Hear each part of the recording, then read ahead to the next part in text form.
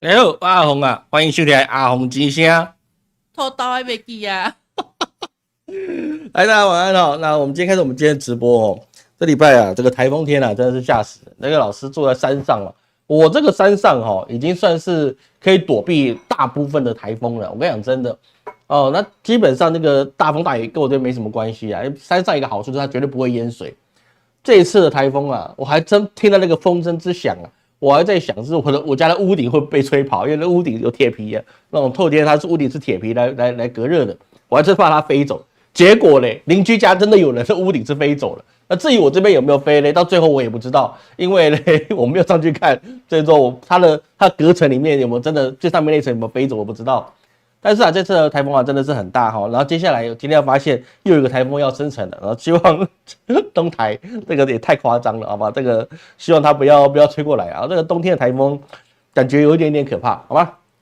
好，那我们这个礼拜我们有更新了那个命理名人堂，下礼拜就是我们的美国大选。这里老师先说一下哈，这有些时候啊，这个选举哦，它就是一个宗教活动，它就是一个大型的庙会。各位你要去明白这件事情，为什么选举是大型的庙会？因为每一个人都在供奉他自己的候选人，所以说啊，大家整个那个火气啊、戾气啊，还有他很多人的想法都变得特别的偏激。他有些人特别写信跟我讲，老师，你说柯文哲他没有罪，你会下地狱，好、你会有业力。我操！我妈，他有没有罪，关我屁事啊！我只说看到我说的，然后我不符合你说的，你就要说我下地狱。我操！那么厉害，你觉得他有罪？你说他贪污，你感觉跟他讲过话，你觉得他一定有贪污，那你去检举啊，对不对？你怎么不去检举？你跟我讲，跟我一个算命的讲干什么呢？你有毛病啊！你脑袋是怎样？趴带哦。哦，那很多人就是很激动啊，就说啊，老师你不能说贺锦会当选啊，贺锦丽是美国的罪人啊，我在美国住几十年了、啊，对不对？你要让川普当选啊？哦，大姐你有没有病啊？你川普跟贺锦能不能当选，是我一个在台湾的算命先生讲的就算了吗？我只说我看到的，他能不能当选，那是你们美国人民决定，跟我有何干系呢？对不对？所以说啊，这个选举跟大型庙会一样。就是说呢，你侵犯到他们的什么，他们的一个类似宗教的政治价值的时候啊，他就觉得你一定是他的罪人，哎，就哪怕这个认识很久的那个老粉丝老朋友也是一样哦，他不能够接受你跟他完全想的不一样，不然你就是有罪，就是我那边散布谣言，或是呢我业力很深啊，有的还诅咒我怎么样呢？意思越来越衰，诅咒很多什么吃饭噎到，喝水会呛到，面条会吊死我之类的。哦，而且很有意思啊，那也只能这样子吧，好不好？这个其实不用太担心这件事情。柯文哲有没有罪啊？那是司法单位决定的事情。但是呢，从盘面上看来讲，他是我看不出他这是一个会贪污的人。贪污有没有贪污的命格？贪污是有贪污的命格，但是不是柯文哲先生他这种类型的会做贪污，因为他自己是没有办法去管理好他自己的。所以说，你说我会不会支持柯文哲？我告诉你，他总统大选我不投他，他是台北市长的时候我一样没投他，他选2次台北市长我都不投他。他跟我什么关系？他跟我没什么关系哈。但是他的盘就是他这个人哦，我觉得他没办法管理好一个国家啊，他连市政我觉得都做了2266。我曾经是台北市民嘛，那么我只能说啊，他这个人他贪污对他来讲是一个复杂的事情哦。一个是说你以后可能授人以柄，或是觉得这很麻烦的事情，还要关注到别人的事情。所以说啊，你就要去贪污，我觉得不容易啦啊！我说真的是不容易啊。但有没有这可能呢？你交给司法机关去查嘛，反正有没有罪也是他们说了算嘛，是不是？有时候就是这样，就像我们那个鸡蛋商，对不对？他的这个上亿元的回来，你直接就无保就什么，就直接给你请回了，有没有保我不知道了啊，有保无保都一样啊。贪污上亿的，他可以直接请回。那这个柯文哲到底贪污多少我不知道，有人说上千亿，台北市也没那么多钱给你贪呐、啊。我说真的啦，哦，台北是一个弹丸之地呀、啊。没有这么多钱给你贪呐、啊，好，那个是有限的，好吧？不要激动啊，也不要为了川普贺锦丽，也不要因为怎么柯文哲，还是为了谁，然后呢，你的整个心情起伏很大啊，那个是完全没有必要的啊。这个5年前呢，5、6年前跟各位讲过，选举就是一个大型的宗教盛会啊，不要是说啊谁可以代表你，或者谁可以帮你解决什么问题。我告诉你，政治人物什么事情都没办法解决。任何事情都没有办法解决。所谓的国家的治理，它是一个堆叠的一个过程。就像我们中华文化，他哪一个人是造就中华文化的伟大？习近平吗？不可能。他是从什么唐尧舜禹夏商周，秦汉皆三国，魏晋南北朝，隋唐五代十国，宋元明清，中华民国，中华人民共和国，接下来搞不好还有个台湾国，对不对？这是堆叠起来的历史跟文化，它是堆叠起来造就一个国家，造就一个朝代，造就一个人民。就像央格鲁民族也是一样，它是堆叠起来的，没有办法是透过哪一个选举人在他有限的任期里面可以为这国家做出什么样的改变。少康中兴他花了几年的时间，是不是？还有各个的盛世，他是花了几年的时间，就光这寿命非常短的什么那个宋仁宗，不是宋仁宗，那个叫什么明仁宗啊，明宣之治嘛，仁宣之治嘛，对不对？宋仁宗明仁宗跟明宣宗，他们花了多久时间把明朝大为鼎盛？有人说那他只待了不到1年的时间，不对哈，他当太子当了20年，对不对？他是堆叠起来的胜利，而不是一朝一夕的胜利，都是一样去做的事情。所以谁选上来，他基本上都没有办法立刻改变你的生活，而是你们自己有没有把这个整个国家建立起来，他长期的文化跟他的制度有没有建立起来？有文化有制度，那谁来当家长都一样，他就可以维持下去。各位懂老师的意思吗？好不好？不要太去激动，好不好？这个 take it easy 啊，放轻松。选举只是一场游戏，这一场大型的秀场，你不要太入戏了。川普选上，你不会真的拿到$100万啊。那贺锦丽选上，你儿子也不会变女儿，哎，不一定哦。那个什么，马斯克的儿子变女儿，啊，这都是会在无论如何好。决定权哈，他还是在你身上了，好不好？那个不要去激扬什么，有些甚至你根本就不是美国人，然后你跟我去争美国人啊，那个谁要上啊才对我好，他谁上都不会对你好。有些更不是台北市市民啊，那个柯文哲就有贪污，干你毛事？你又不住在台北市，他也不选台北市长，你写在亢奋什么东西，好不好？好，这些事情是非常有意思的啊，我们就请各位啊冷静。那这个有一件事情啊，就是说有人希望老师讲那个台湾人他跑去乌克兰当佣兵还阵亡了，怎么看？老师也不能说什么啊，毕竟自己同胞，但是我只能说他是佣兵，他拿钱办事，他没有所谓的伟大不跟不伟大。佣兵就是你给我高额的薪水，我就被你卖命，对不对？难道他在战场上不杀人吗？那你怎么反过来看？那我们的同胞拿了枪去战场上杀人，这件事情对还是不对？而且不是为我保家卫国。那这个事情他愿意去他就去，据说还有5位的台籍佣兵在乌克兰，那是他们的选择，我们要尊重他，因为他喜欢战场的感觉，那就让他去，也希望他平安的回来，可以教导我们的什么国军弟兄什么叫杀人的感觉。这个是很现实的东西，他拿钱去，那因为钱而嗝屁，那就只能说他不能算是光荣的阵亡，他就是人为财死，鸟为食亡，他只是一个状况而已。就像你可能走路就上班途中被车撞到一下，人飞出去，那也是一个人生过程而已。那个没有什么那个不用特别去看说什么样的看法，他就是拿钱办事，很正常啊，也不用说他会影响什么国安危机，一个佣兵而已，俄罗斯没有在看在眼的啦，美国也不会感谢你，俄罗斯也不会记恨你，好不好？那只是一个佣兵，我拿钱就是办事，死了就死了啊。那个瓦格纳死了几十万人他也不怕，对不对？这人命其实在战场上它就是一个消耗品，它就是一个人力资源，它就是一个数字。它里面没有生命的尊贵，战场上没有像什么复仇者联盟那样子给你看来可歌可泣的任何一场战斗，然后双方都是英雄惜英雄，没有，战场上就是你死跟我活，对不对？没有什么争议，为了谁而杀不重要，重要是我必须杀了你，因为我不杀你就杀我，完全是一个到了什么，已经到了一个比恶鬼界还要更下去的地方。战场上没有慈悲，没有正义，没有光荣。这个是很现实的一个事情，好吗？这个东西其实有点跟什么？这个东西以后再跟讲玄学的跟大家聊这件事情。好，那我们现在看一下看看美国选举。美国选举有人说，老师，现在特朗普也就是川普老先生他的整个声势整个都拉起来了，对不对？如日中天是不是？有个粉丝朋友很有意思，就说呢，如果民调是川普小赢的话，那川普一定会赢；那如果川普多一点的话，那他就大赢。对不对？那怎么算都是他赢，对。然后如果贺锦丽略微高川普一点，那也是川普赢，那都川普赢就好了。那你做什么民调就别做了嘛，对不对？那别做都是川普赢就好了。那如果是贺锦丽大赢，那一定是做票，是不是？这就是宗教思维，你知道吗？这宗教思维就像这个思维有点类似什么？就像是你吃鸡腿会下地狱，对不对？你吃鸡腿会下地狱，为什么？因为你吃走，你杀生。杀心了，你看还给你播给你看那个饲料机的养育画面，对不对？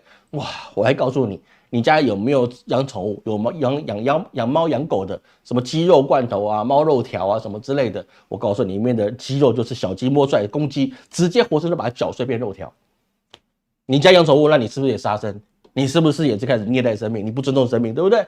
那个不用去扩展到那么那么一个大的一个范围之内。所以说我们在看这次的一个选举啊，有人说特朗普他的胜面是很高的，那老师会不会去改啊？老师这个人就是这样，我可以错，但是我不会改，为什么？因为我看到事情，我认为是他就是，我不会因为民调高，然后说啊我看错了，或者现在局势改了没有？我从来不改的哈，我可以错，任何人都会犯错，我是人，不是因为我很会算命，然后过去可能都对，然后呢，然后我就是怎样呢？就一讲的就一定准了，没有，人都会有错的事情，错就错了，对不对？错可以，但是我接受错误。但是我不会什么，我不会像那个月宫宝盒那个曹操一样，还要随风飘荡，对不对？没有办法。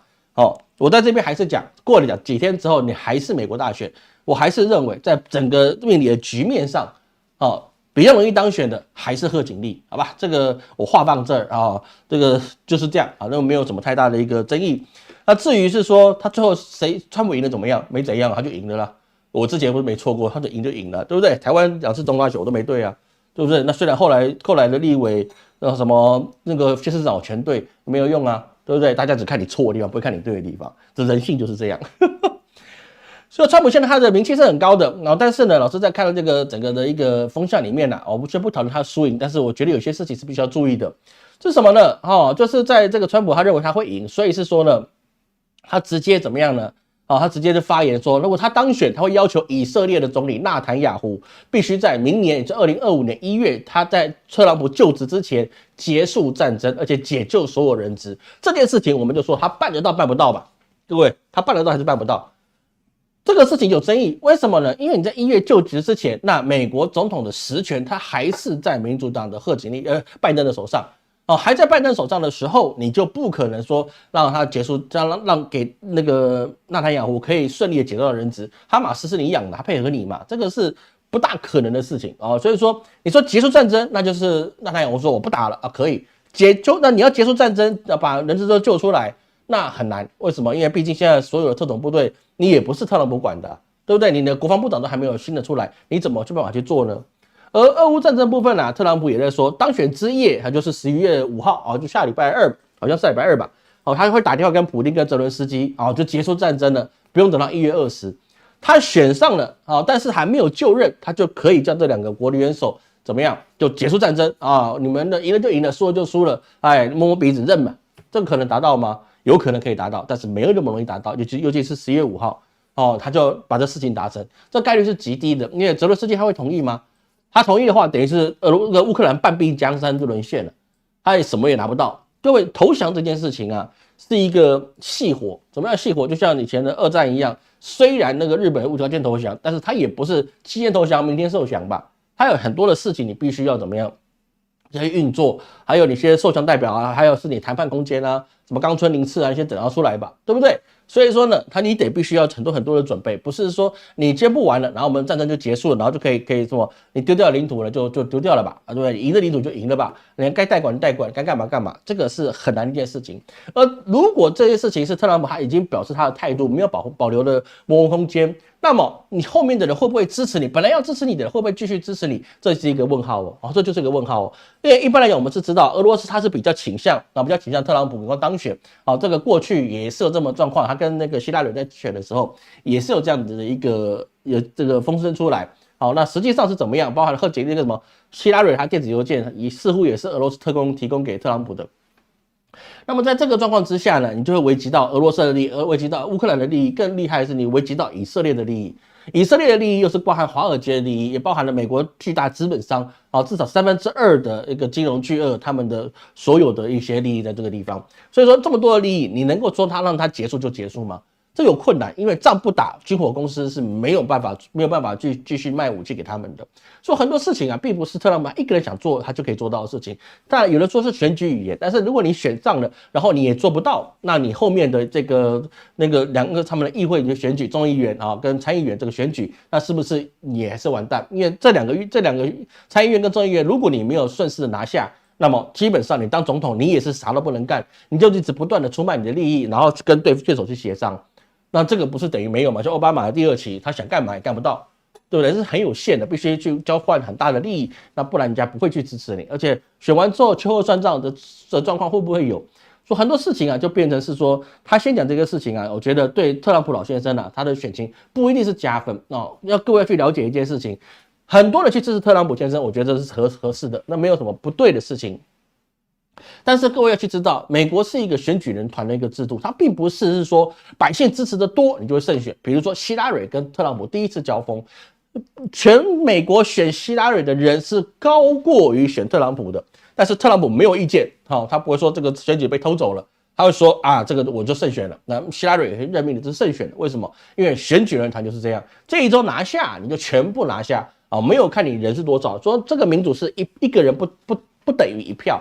一个人不等于一票，所以一个人他是按照你州的一个模式，然后再加权平均起来，决定你这个选举人团的数量，来决定美国人的那个总统是谁。说这个东西啊，其实说实在的是蛮有意思的。我说真的，这个真的是蛮有意思的。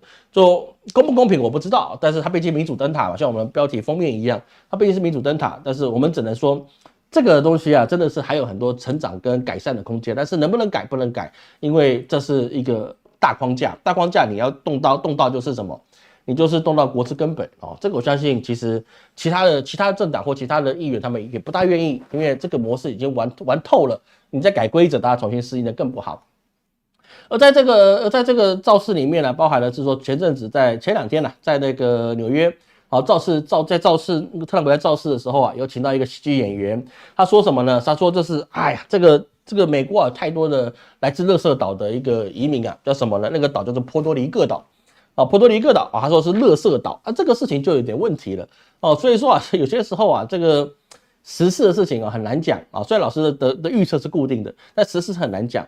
你像这喜剧演员嘛，在纽约是说那个波多黎各是垃圾岛，但是宾州有34%的百姓是波多黎各的移民，而这里面就有包含48万票。那你各位要去想一件事情，如果宾州这个人家说得宾州得天下。他有34%的波多黎各人，那么里面他们的民调又只差了2%，那这34%的人多个3%，你这个宾州是不是就消失了？所以说啊，这个用人才是一个很重要的一个事情啊。我相信那个喜剧演员也没有想过事情会闹那么大，但是闹那么大，你要让那些波多黎各人说是能够放下，我觉得这很难。至少我觉得影响个1%、2%，那可能是有的，因为人家就说你是一个垃圾移民，来自垃圾岛的人。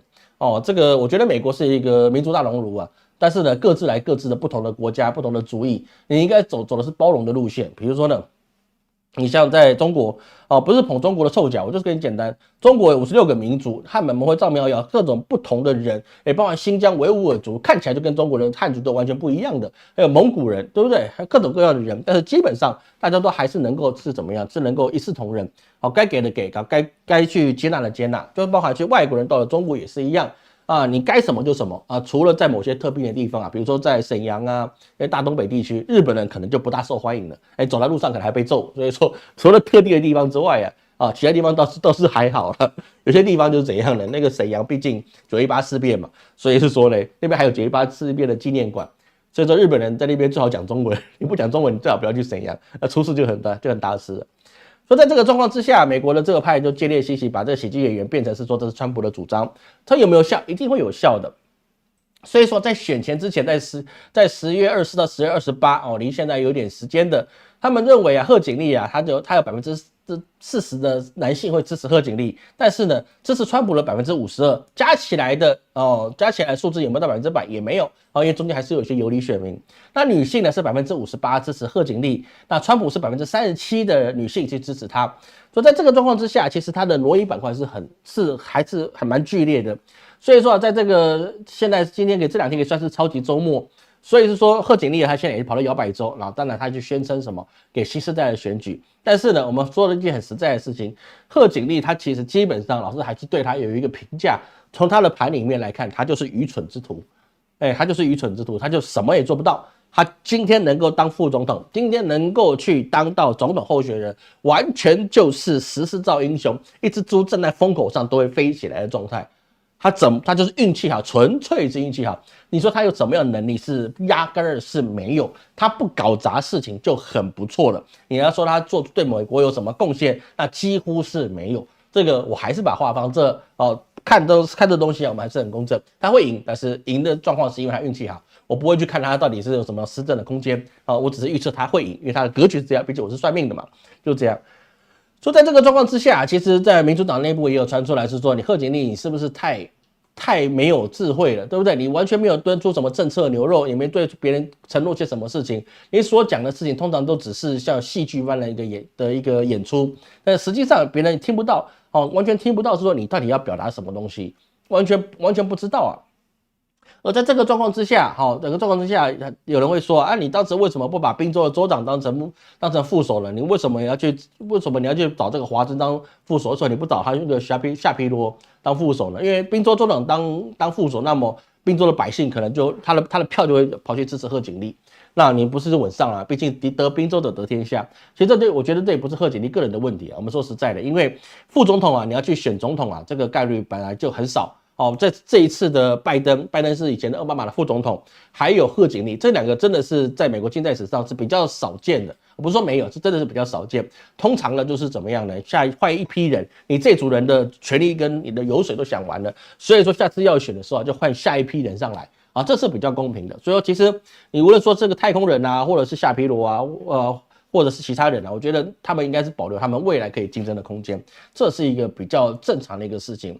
所以说，你说川普他到底有没有比贺锦丽好太多呢？各位，其实我们也要去看另外一件事情是什么呢？川普上来啊，虽然他短期给美国利益是会比较多，但是这也真的是只有短期的，因为我们看他自己，他们对选民他们未来的一些愿景，还有他们的一些政策，其实我们发现川普当总统啊，这个美国真的是也是过2年，可能不用2年，可能1年半他就变螺旋式下坠了。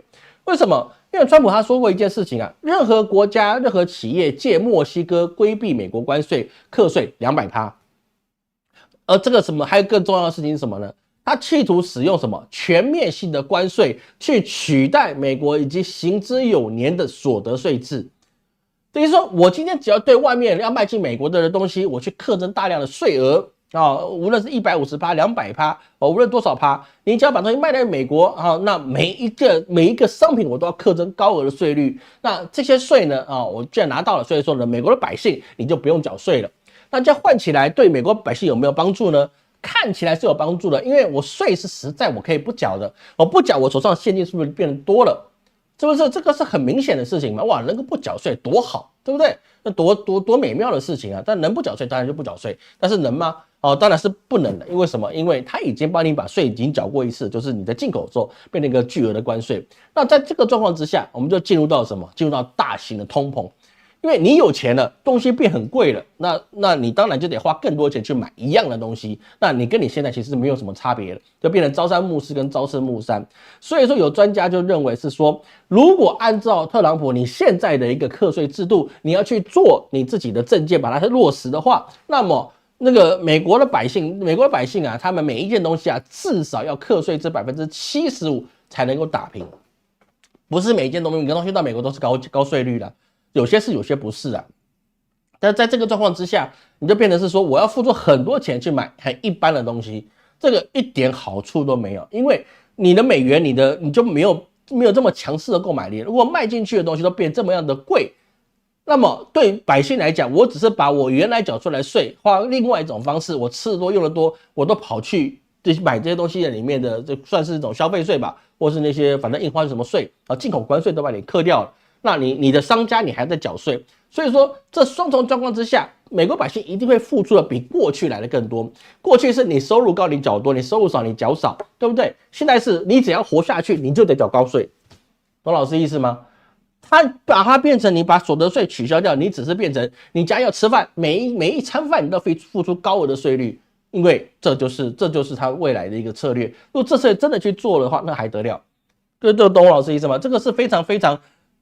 算是已经接近于是荒谬的一个政策了。那个做起来，我看美国他自己的整个经济啊，很容易就垮台。你的美债什么东西的，就会被他自己所加速而摧毁掉。所以说，比如说特朗普他当选之后，能够给美国百姓多少好日子？这两个人无论谁当选，美国都是向下螺旋，只是一个螺旋是立即性的，一个是晚1年。那个好像也是有差了，晚1年，对，至少晚1年嘛，对不对？都是往向下螺旋，没有办法去救的。所以说啊，这个特朗普他现在是变成的是说他已经准当选了，所以他一直不断的去说一些那个新的一个政策出来，说以后我要对谁做什么，对谁做什么。这通常都是选举演员要讨好选民，但实际能不能做到，就像刚才老师讲的，没有这么容易。战争啊，或者是你要去取消所得税啊，这些都没有这么容易。比如说什么呢？特朗普也有说过一件事，在10月31号的时候，他说欧盟如果不想要我们的汽车，不买美国的农产品，但是他们却在美国卖出数以百万计的汽车，那他们就必须付出巨大的代价。对不对？所以说啊，就变成是说你要给他很高的反补贴税啊，或者什么样的税金，让这些欧洲车啊变成巨贵。这个美国跟欧洲他们不一样的地方就是，他们出行是一定要有汽车的。那不像我们亚洲啊，很多地方我们骑个摩托车啊，骑个电动车，甚至开个车道到附近就可以停下来了。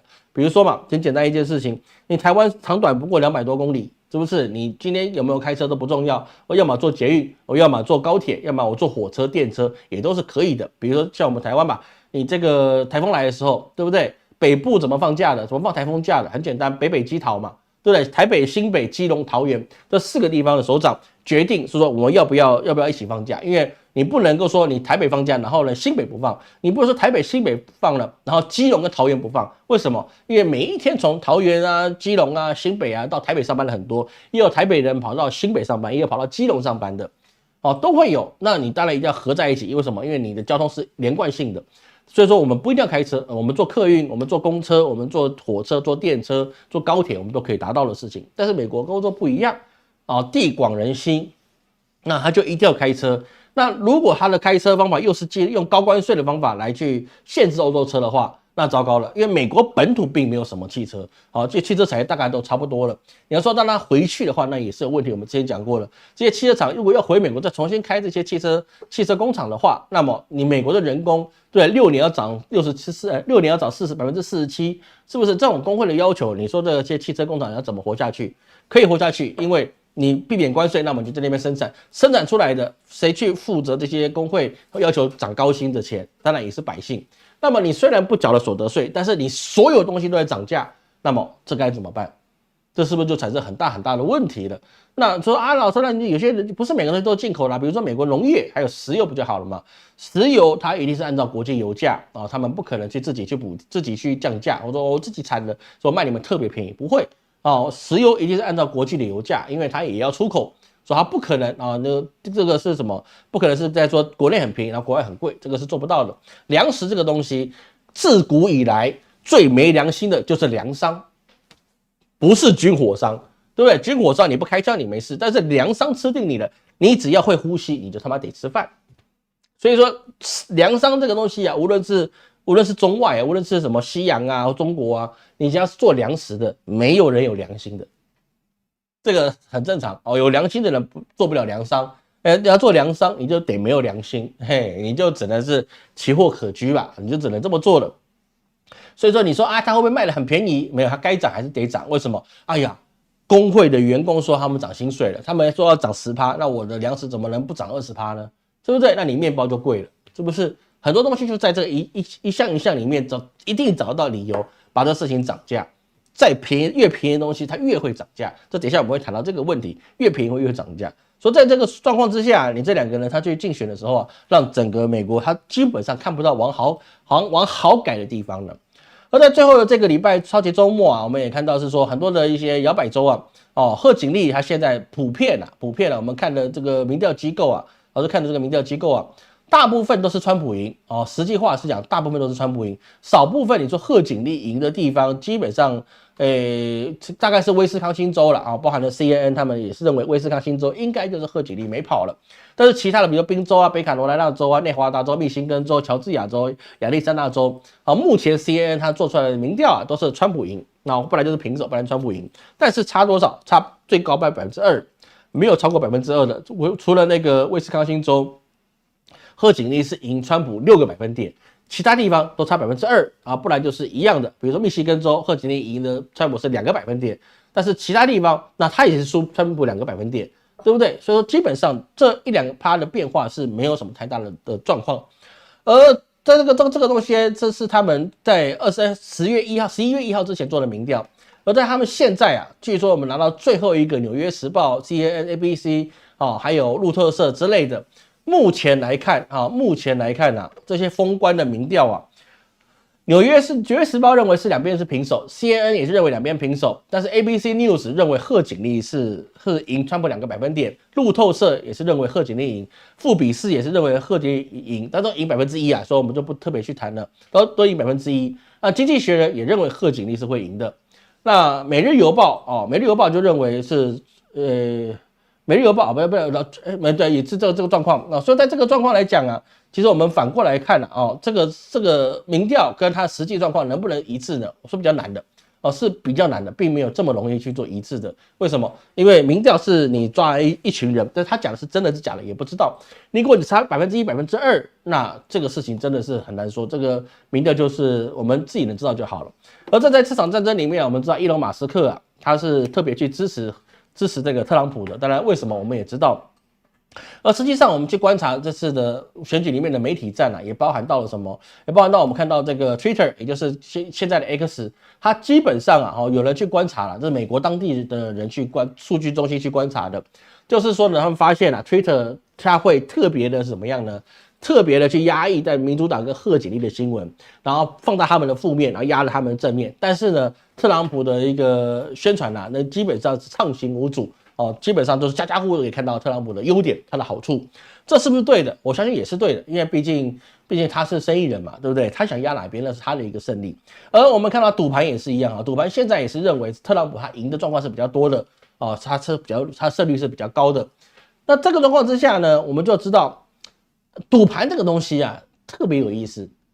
赌盘它表不表达民意？表达民意，表不表达正义跟结果不表达。为什么？你要去想一件事情，赌盘它的利润来自于哪里？各位想过赌盘的利润来自于哪里？来自于你输钱，你赢钱，那他玩什么？对不对？就是你得输钱，赌博网站它才能够胜利。如果你赢钱，赌博网站它就亏钱。那做生意他想赢钱还是输钱？这个我们只能抛下这个悬念。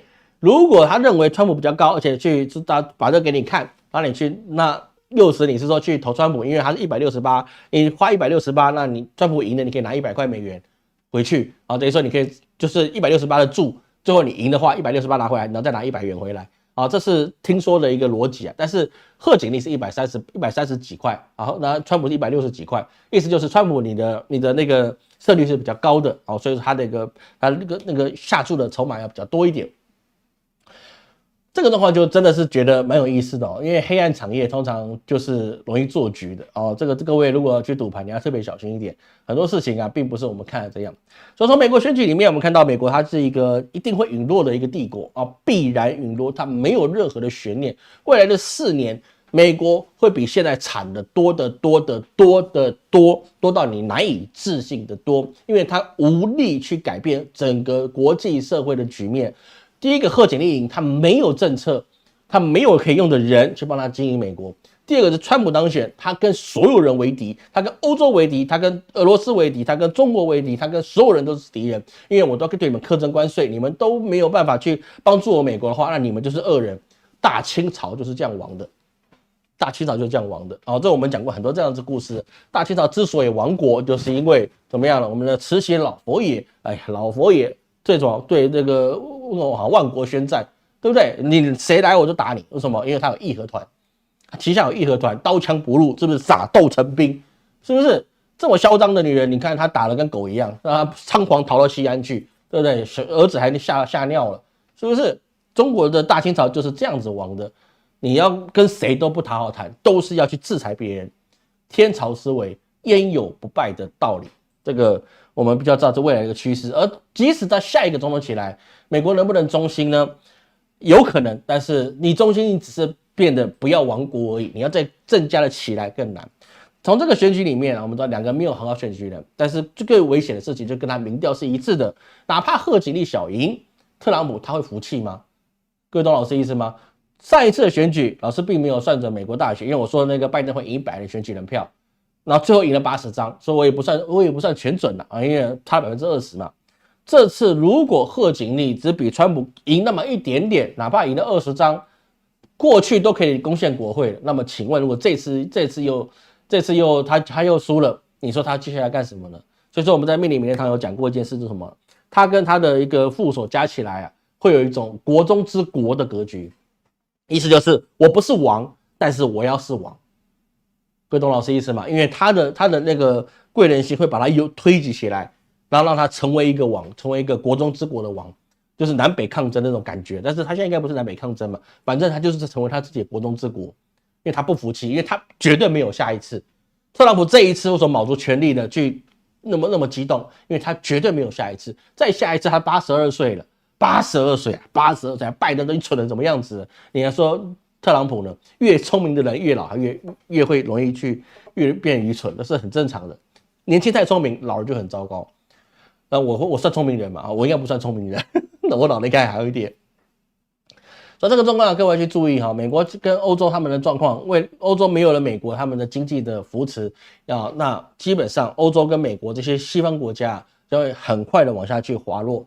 为什么？因为这个价值观的问题，至少4年的时间，它高幅的滑落。所以你要送小孩去留学，尽量不要再选欧美国家了，除非你去念博士，那个没话讲啊。博士这种东西啊，你需要更多元的思维啊，你不能在一个地方学啊，就算是大学也是一样的。尽量就是多元上的学习。那你一般小孩，如果你是国中、国小、高中或是一些非顶大的大学，建议不要去啊，因为给你没有什么帮助啊。除非你真的可以带200万美元，200万美元去美国，那你还是一样可以进私校，一样是什么？一样是朝九晚九，从鸡教做到鬼教，对不对？那这没有什么问题。不要想去做快乐教育哈，快乐教育出来就是端盘子的，没有成功的人啊。成功人都不会去快乐教育啊，这个很现实的事情。这世界上没有所谓快乐教育，只有你付出多少努力，你有得到多少的一个结果，这个是很公平的一个事情，好吗？好，那我们来，等一下我们看一下中国哈，老喝一口水。大家晚安了。川普民调高，哈姐的背景高，他什么背景啊？他什么背景？他贺锦丽，他就是印度跟黑人的混血，他有什么背景？老师有看罗德华演唱会吗？真没有太忙了，帮你们做这些功课，我太忙了。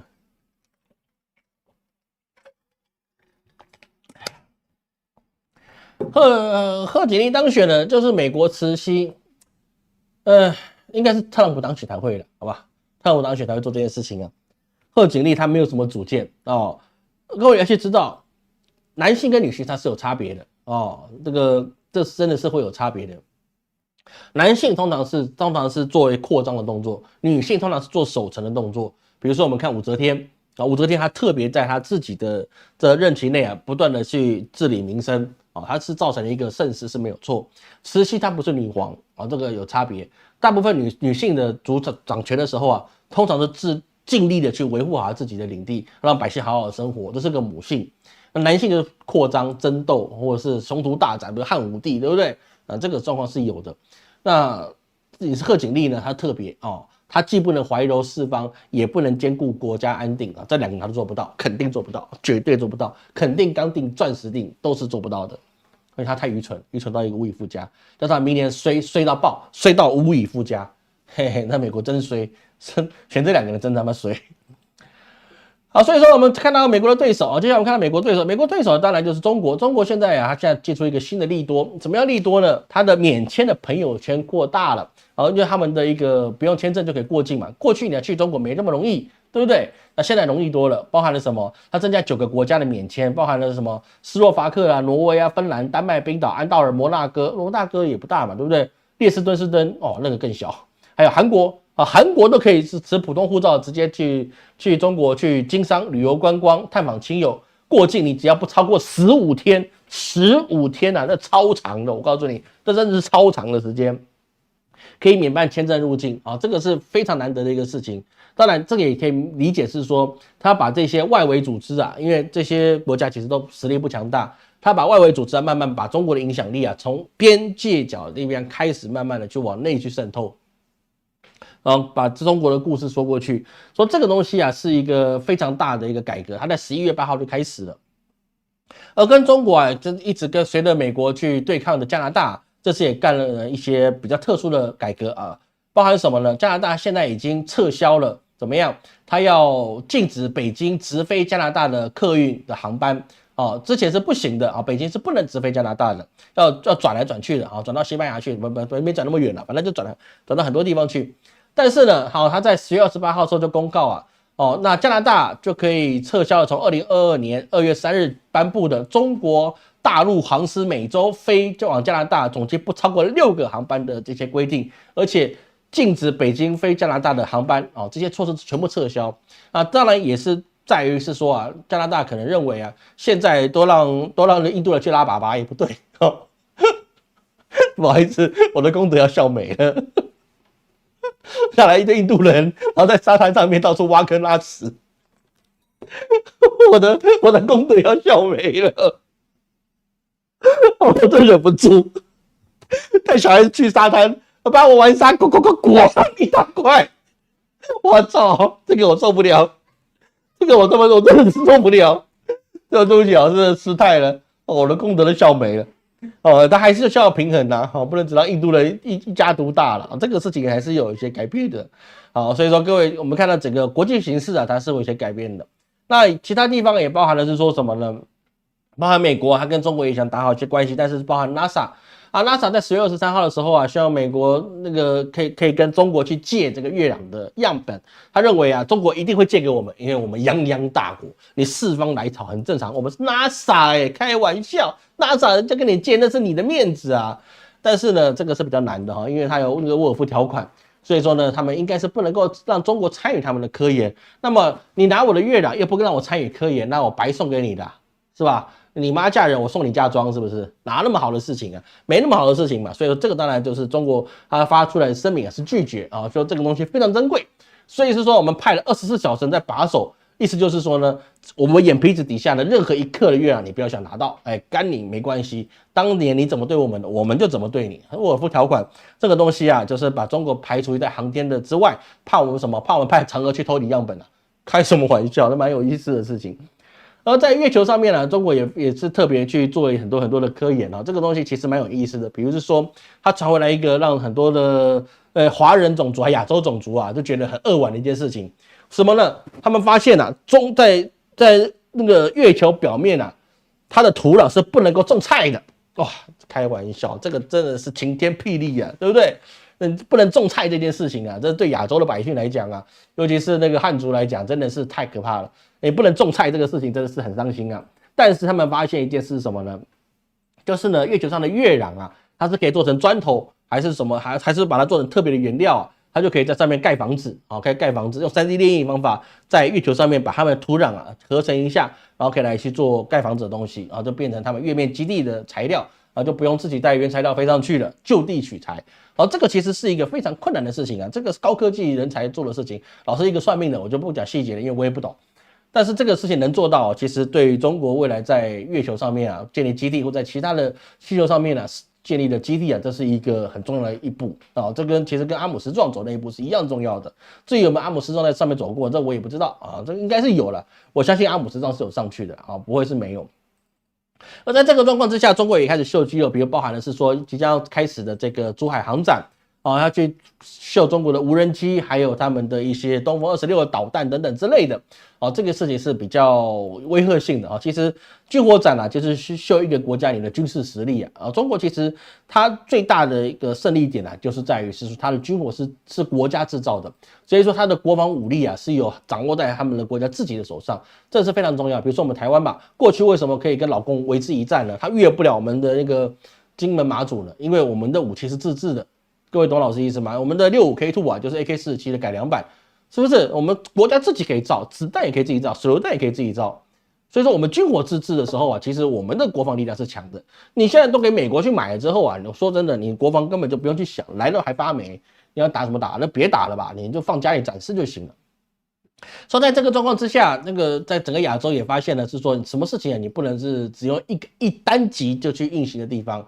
包含日本日本它也开始研发出了他们自己的光刻机也是一个突破。而中国呢，它自己也有新的 DUV 可以去生产什么8奈米以下的晶片。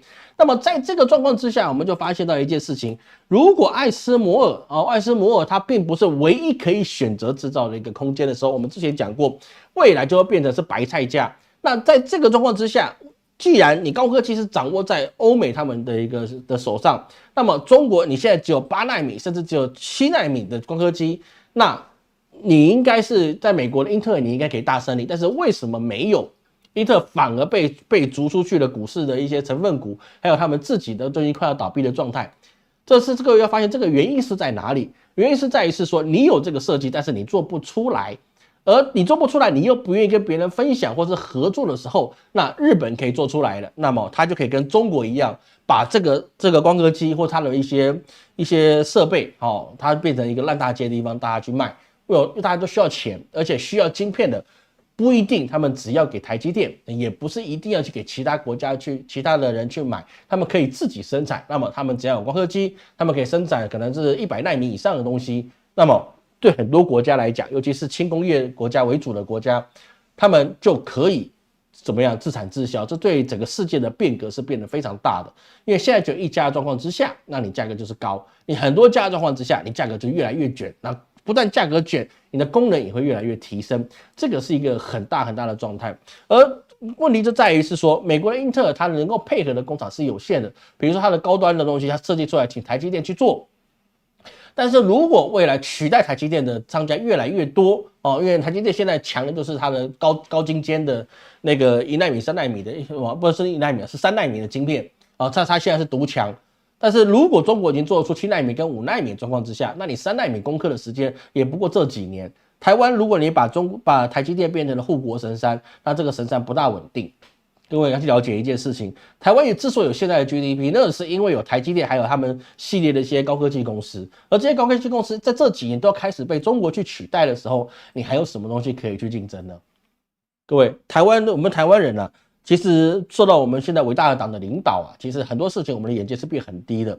还有很多人认为中国它现在的工业能力是做出来的东西都是怎么伪劣商品，都是很容易坏的东西。这个东西啊，我只能还是说一句话。当你认为中国做出来是伪劣的时候啊，你手上的东西，包括你看的电视，包括你身上穿的衣服，如果都把 Made in China 的东西拿掉，你可能连内裤都没得穿。这个是很现实的东西，你连内裤都没得穿，内裤可拿起来都是 Made in China 的东西。为什么？因为它已经变成工业已经变得非常成熟的一个状态，而这个状态我们要去知道，从中国这个工业成熟状态之下，各位去理解一件事情，中国它本土的通膨率并不高。也就是说，他们很多东西到现在还是非常非常的便宜。你去笑他们一个月只有3000块、2000块、5000块人民币的收入的时候，你要知道他们在那些收入的地方，他们的生活成本是非常低的。那这是低到一个你难以置信的地方。他们还是有10元的盒饭，你知道吗？这个东西是你很难以去理解，是说他们的如果房价这么低，收入这么低，那么它的物价也很低。但是在其他地方不一样，都是变什么？那个叫低价通膨。低价通膨就是结合到老师刚跟你讲的是什么？当我们现在景气越来越不好，我们景气越来越不好的状况之下，那么是否我们收入开始降级？你收入开始降级的状况之下，我们就不会买特别好的东西了。过去我可能是吃比较好的餐厅，我现在吃中等餐厅。我过去用比较好的东西，那我现在用低一点的东西。为什么？因为我收入维持住了，但是物价涨了，所以说我的负担变高了。那我一定要得降级我自己的一个消费水准。那这些各位要去知道，这个收入的三角形它是一个非常重要的一个成分。当你上面的中产阶级你往下沉沦的时候，代表你下方的消费市场变得很大。各位懂老师的意思吗？下方的消费的一个群体变得一个真的是西北大，新加坡的方用法，西北大。因为本来过去做小康的，现在变得有点清寒。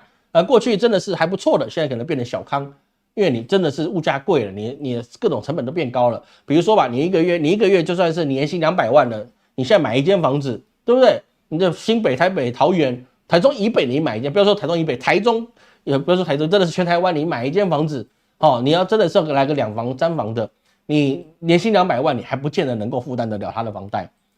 你负担的很辛苦的状况之下，你收入很高，你是不是你消费也是低的？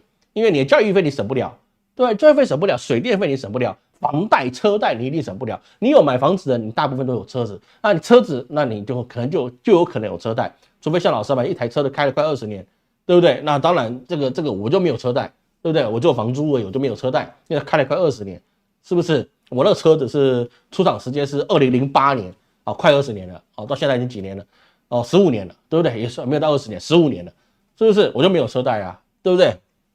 该还的还完了。所以在这个状况之下，你下面的底层的人、底层的这些消费族群变得比过去膨胀许多的状况之下，这个时候原来低价的东西它就会疯狂的涨价。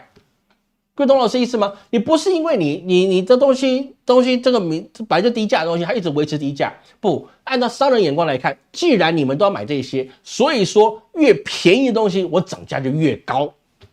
但是你感觉不是很大，为什么？因为这个东西可能原来卖的是10块钱，但是你因为很多人下去之后，我卖12块钱，你会觉得还好，因为涨2块钱，但是实际上它是20%。各位懂老师意思吗？所以说，在这个叫低价通膨的状况之下，它这越便宜的东西，它涨价就越高；越贵的东西，它越不会去涨价啊。这个状况会是越来越明显的，因为他发现你没有办法跳出这个消费的东西，你必须吃，你要的东西就必须吃，你必须用，所以越便宜的东西涨越多。但这个东西在中国也是会有，但是它的幅度低。为什么？因为选择太多了，他妈的那么多的厂商，那么多中小企业，那么多的小作坊，对不对？我就给你卷，我卷死你都不用付钱的，是不是？那这个东西就会变成是说，中国它一样会有低价通膨，但是他们低价通膨是幅度是有限的，因为大部分的原物料他们自己可以生产，自己可以形成一个产物链，但是台湾、日本、韩国甚至美国、欧洲各个国家很多东西它是必须仰赖进口的东西，所以低价通膨就变成去扼杀什么？扼杀百姓继续回升到。往回去回到你原来阶层的状况，因为你收入是没有办法提高的，加上现在取代性又高，好像老师最近被罚款，罚什么？我的职业驾照过期了，我想说是不是去换，就1拖2拖3拖，我忘了换驾照，那就被罚了300块钱，对不对？但是这个驾照以前对我来说是一个专业技能的准备，但是现在来讲，那个职业驾照就变成没什么价值的，为什么？因为现在自动驾驶的车子在这几年就会普及了，台湾我不知道啊，但是中国你可能很快就会普及了，你连开车都没有这个机会了，对不对？我本来还想是说我的职业驾照拿一拿啊，可能今年或明年我去考一个大客车了，我再不行我去怎么样？我去开公车可以过日子吧，对不对？那也不行了，为什么？因为公车都开始有无人了。各位不要想是中国，台湾就有了，柯文哲市长的时代，他每天晚上就会有无人公车啊去试营运，现在好像没有了，好像到蒋万安好像就没有了。就只有在那个柯文哲市长的时候，我就看到那个无人公车的试营运的公告，现在好像没有，我现在是没看到了，这现在真的是没看到了。所以在这个状况之下，你整个场面就会变成不同中国它现在能够抵抗整个世界的浪潮的能力是比较强。那么在这个状况之下，跟中国挂靠的国家，他们就可以享受到这些中国流出去的低价的工艺品、低价的这些食品或低价的一些生产用品、五金器械、电线什么东西等等之类的。那包含未来你高科技产品也会越来越低价。各位你要知道这个影响是很大。更重要的事情是什么？你就包含连辉达它都没办法避免。还有都去把 AI 晶片卖到中国去，为什么？因为别人买的不会像中国这么多，而中国越买它越强，不买它强的慢一点，但是它一样会变强，因为用的人实在太多了。各位你要去知道一件事情现在在国际市场上面有很多的 AI 的一些工具，但是中国有一些 AI 工具真是强到真的是令人非常的讶异。比如说有个叫海螺的各位其实自己百度看看等等之类的，他们的 AI 的生成真的是不可同日而语。但是呢，在台湾你听不到这些，为什么？因为我们一切东西都要去中国化，我们不能学习别人好的，我们更不能知道别人不好的，两边都不能知道，我都不晓得谁有长城系统，你知道吗？对方有在研发中，我们不去学它，连日本当时都知道失夷之计而制夷，对不对？大清也知道，日本也知道，都知道互相学习敌人的东西，你才能够变得更好，对不对？这个东西就是没有办法去做的事情有时候你时代的进步你被你的政治中间压住就很大的问题。而下一个美国要去制裁包含中国的面板业这个美国也在开始担心是说那个中国的一些大量的面板如果都现在一直不断的成长，那么以后美国你就没有面板的一个生产的优势，你就没有竞争的优势，你靠品牌的效应比不过别人低价的策略。当然也有人去跟老师讨论过很多东西中国是很便宜，但是它的东西耐久度不够，他宁愿买10几20年前的中古的一些大型机具，你也不要买中国这几年出来的，因为这几年出来价格虽然低，但是它会有漏油，它会有掉档什么等等之类的，这个东西一定是会有这个东西我也不可能说它没有，它一定是会有。但是整体来说，中国整个进步速度会随着它的一个跟世界接轨的范围变大，它的进步空间就会越多，这个是很大的一个状况，好吗？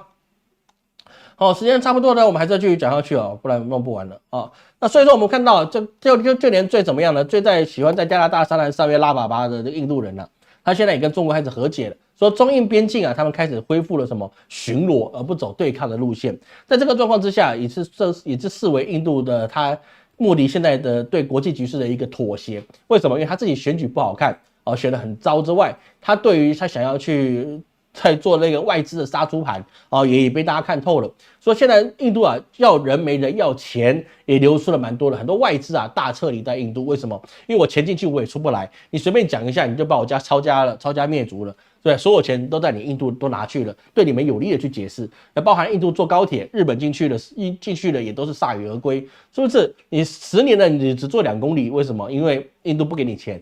等我们做起来，我们赚钱再考虑要不要给你钱，是考虑不是说我赚钱了，我多少票价就分你一点，没有也是没有。所以说，印度现在很需要其他国家给他的一些资源，而不能靠印度自己的实力做不起来。所以说，我们看到印度虽然变成世界前5大经济体，但是这个经济体里面所蕴含只是你人多，你人口的红利，但是你基数高，但是你的实际的产值是很低的。所以说我们反过来看，印度都有办法去做低头让步的状况，但是以色列是没有办法的一个事情各位，以色列是没有办法做到这件事情的。为什么？因为以色列我们之前有谈到说，他现在的一整个他们的一些国内的精英还包含他们的百姓很多都逃离就我要么就被征家去当兵，那公司没法运作公司只能倒闭，不然就是说呢，我还没被征兵，但是呢，我觉得我有一天我会被征兵，因为以色列现在的一个战局并不是进展的这么顺利也包含了我们看到有一些的战场上面三个那个军人就把那个以色列灭掉他半个旅这个有点夸张，我怎么感觉好像有就是拿大刀砍鬼子的感觉。但是实际上来讲，以色列它现在它的国际的体量它本身国家的体量就不够了，所以老师一直跟各位讲，以色列它赢不了的原因，就是因为它国家没有这个体量。你的武器再强，你没有办法后劲不断的推上去。为什么？因为你无论如何，你的有生战力是有限的。你的以色列这么小一个国家，你是能够走多远的路？这是很有限的一个事情。你要怎么样去把你人不断一步一步的派出去？那个怎么算？这个数学都算得出来。因为战争不是只靠你船坚炮利，你看的是什么？后勤补给。后勤补给不是只有水草粮也不是只有弹药，而是还包含了你的人命，你的人。你是没有办法随时可以补上的。各位了解老师的意思吗？你生产一箱子弹，你可能需要2天的时间，但是你要养到一个可以上战场的，那你至少需要16年。这个有生战你要怎么补充？你总不能说我们现在打哈马斯，所以说每一个的以色列的妇女天天都生2胎，可以这样搞吗？不行啊，你1年最多生2胎，为什么可以2胎？双胞胎嘛，还每人双胞胎嘛，高科技嘛，对不对？人双胞胎可不可以？那你养大你也得10年以后的时间，10年他才10岁，你做娃娃兵可以，但是实际上你能干什么事情？就干不了什么事情。所以你说以色列你要怎么胜利？其实在整场战争里面是看不到他胜利的空间。但是你说其他人比如说哈马斯或者是黎巴嫩或者是巴勒斯坦这些国家，基本上他们拖得起。为什么？因为他们人很多。我们看到几万的这些巴勒斯坦的这些百姓不断的遇难，一样被杀害。讲得很痛心真的是很无缘无故被他们杀害，因为他们什么都没做，他就认为你是害虫，就把你杀死。无论你是老人、小孩、孕妇都一样，你就该死，因为你是异教徒。那在这个状况之下，他们人数还是很多，你杀不完的。说白了，你杀不完的。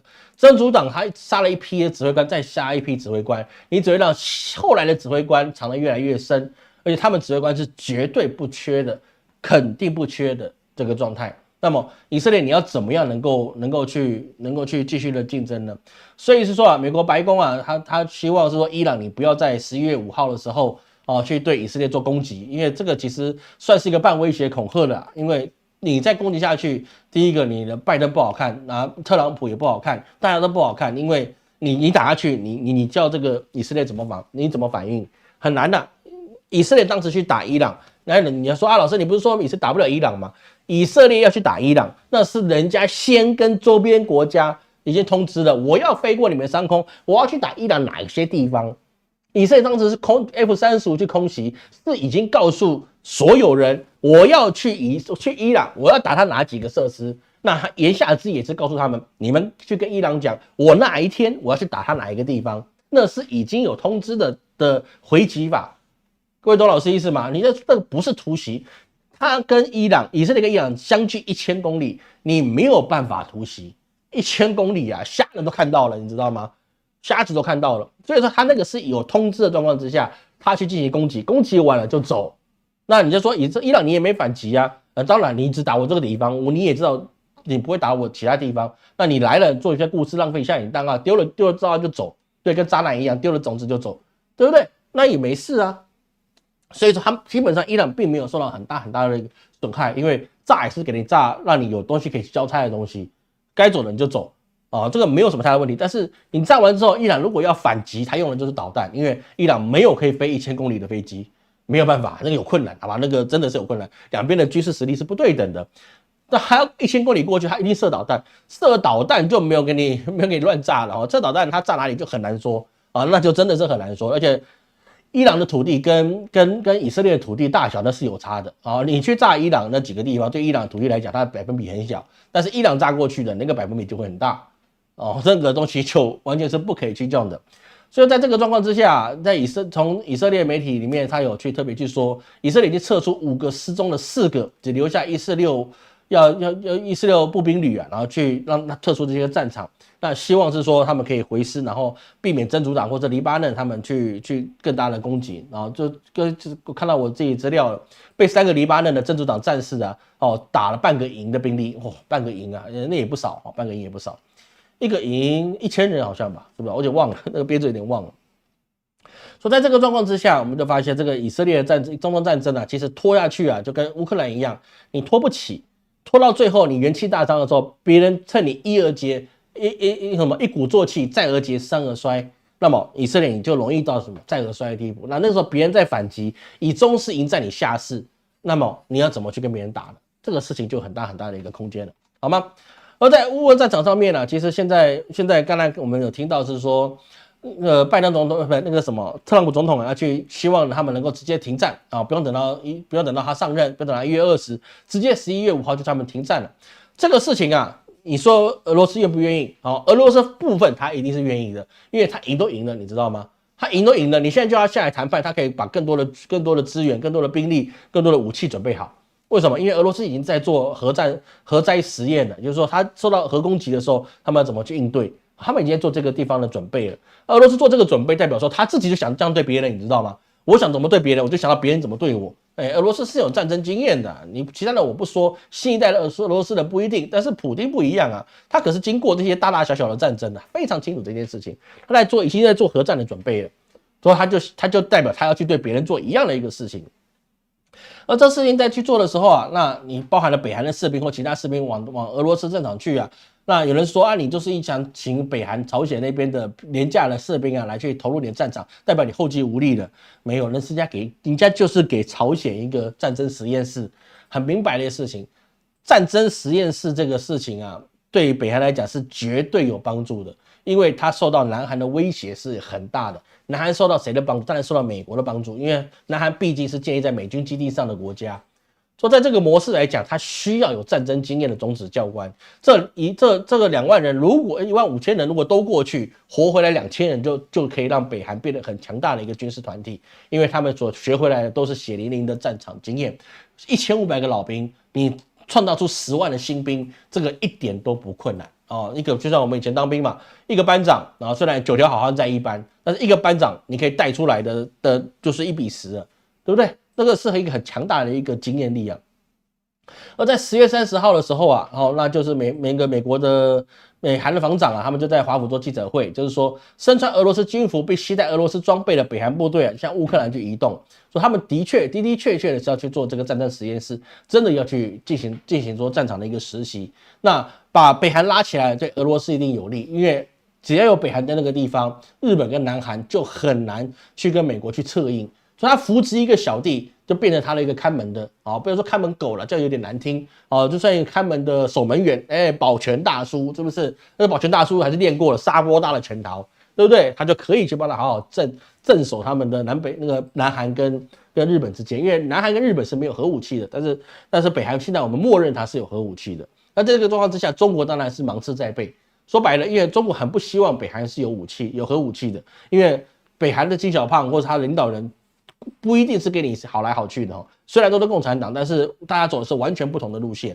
中国的共产党一点共产的路线现在都找不到了，什么集体经济什么都没了，对不对？就变成一个社会主义国家。社会主义国家是不是共产党啊？也不是啊。如果你觉得共产党就是社会主义的话，那么你真的需要把世界的政治制度稍微学习一下啊，很多事情是差了很多很多的。而俄罗斯啊，他现在我觉得他也是在准备使用中国的这个鸿蒙系统了。为什么？因为俄罗斯的政府啊，对 Google 它做成了一个天文数字级的罚款，叫做什么？它那个就是2兆美元的，这个多少就已经变成多少？35位数美元的天文数字级罚款。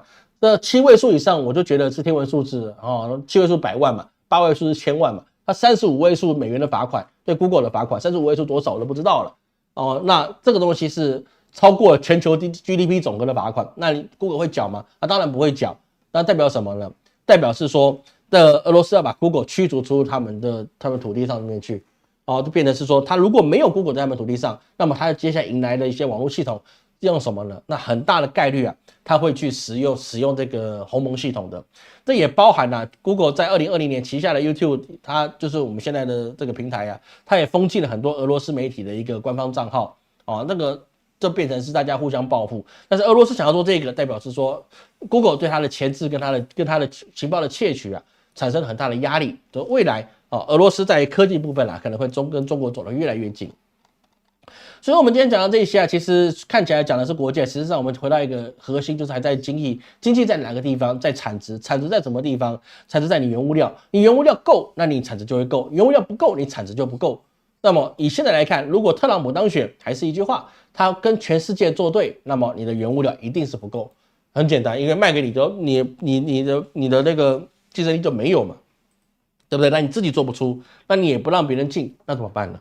那就很大的一个困难。这对欧洲对亚洲或者对其他跟他做的生意合作伙伴，都会变成非常大的障碍。当然，你说加拿大不会跟他有什么问题啊，澳洲也不会跟他有什么问题啊。问题是加拿大跟澳洲他们本身的国家的实力，并不是说一定需要美国，但很大一部分跟美国是有关系，尤其是加拿大。但是他们还是必须走自己的路，因为美国的变数实在太大了。你不要看加拿大闹得凶，加拿大的政治稳定度是比美国还来得高。这个很实在。加拿大虽然是说它里面的多种族，还有他们的一些问题还是有包含他们车子已经变成什么随手可拿了，共享汽车了，对不对？随时都被偷走了。但是他们政治稳定度是比较高的，但是美国政治稳定度是蛮低的。那澳洲嘛，也是蛮特别的。澳洲是一个与世隔绝的大岛，那他们的模式啊，当然也是希望与世界为善。然后跟美国走一段时间了，就发现完了。barbecue 都完了所以说他们现在也是改变他们自己的路线。包括欧洲啊，匈牙利的总理也是说，这个即使他们欧洲都不生产电动汽车那他们也不是中国的对手。很多状况之下，在欧盟里面啊，其实对于彭德莱恩他想去做中国的一些限制啊，那现在也不理想，因为很多欧洲的国家他们对于中国的态度是不一致的。因为我跟着你走，我饿得半死；我跟中国走，比半死好一点，那是不是就好一点？不可能说富有了，这是比半死好一点。至少我们的进出口、我们的竞争力，还有我们国家百姓所能够负担的一些压力会比较少。因为中国卖了就是他妈的便宜，有够便宜，对不对？你买一台车，你只要别人的半价或者是6折，你为什么我要去花更多钱去买呢？我今天讲一个很简单的事情，今天在台北有一个大陆共产党盖的房子，他只要卖你7折。市价的7折，你买不买？你会说他共产党盖的不买吗？不会嘛，就7折你买不买？一定买，对不对？要是我也买不起，7折我也买不起，好吧？所以很多事情按照这个国际环境来看是在于你能不能生存的一个状态。而美国现在的状况就已经昭告天下，谁跟美国混，谁就死得快所以谁选上，结果都一样，好吗？不好意思那我今天给各位拖了一点时间，感谢秋夏，感谢我们的好朋友秋夏，感谢秋夏的赞助感谢，Cash Liu，感谢您的赞助，感谢 Jeff Chang 啊，感谢您的赞助，非常感谢您的 donate， 感谢 CY Cat 啊 Simon 啊，感谢您的赞助，谢谢大家，感谢 David 啊 David 老朋友了，感谢你们的赞助，好吗？真的非常感谢各位赞助。老师，川普当选率达70%，没有在任何的媒体里面没有人说川普可以达70% ，No。